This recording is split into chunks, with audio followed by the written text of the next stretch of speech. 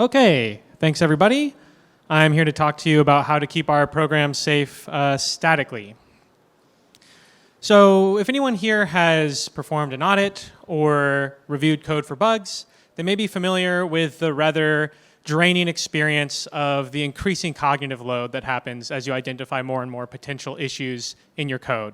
And what I mean by cognitive load here is that as you think about more and more potential attack vectors and more potential problems which might lead to a hack, the number of ways in which these potential problems can manifest and the number of things that you need to check grows much more quickly than the number of problems that you identify. So these are all kind of example questions we might ask when we're auditing a program. For example, if we have a lending protocol, we might wonder, is a health check always called before money is withdrawn? Or if we're interacting with some address and some internal function, we want to be sure that we always know that address has been validated at some point to be something in the protocol and not something that could lead to us getting exploited by a reentrancy. And this leads to a kind of loop that we wind up having to deal with for each function, for each property that we are concerned about for each of those functions, for each call site of that function. Is it possible that the inputs are going to violate this property? This is going to require eventually just meticulous note-keeping, tracking, being very careful that can transform kind of the fun, creative aspect of bug finding into something that is stressful and even error-prone.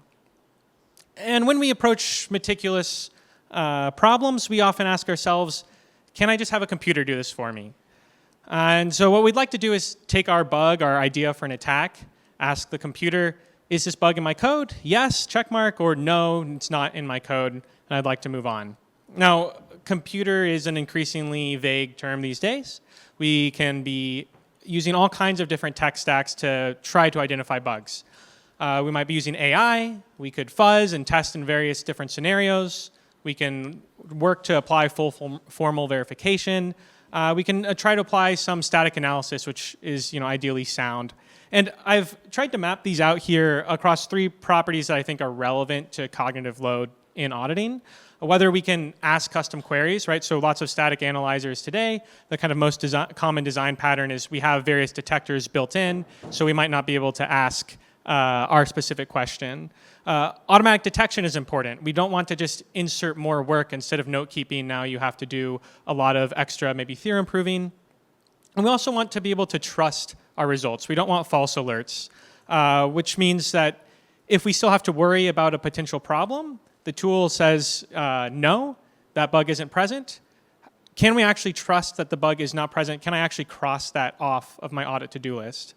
And I think one notable missing point in the design space here, and we can argue about my exact placement of AI or static analysis depending on your favorite tool, is when the robot here is telling us no. So if we want to reduce cognitive load, we need to be able to cross something off of our list. We need to take something out of that inner loop as we're going through our audit and say, okay, I actually don't have to check for this anymore. I don't have to trace through the call stack and check every time, has this address been validated? Yes, great, no, I propagate it to the next call site. So to reduce that, we need something where we can perform a query, have it detected automatically, have it tell us, no, there is no such instance of this bug, and then we can still sleep at night because we can trust that there are no false alerts.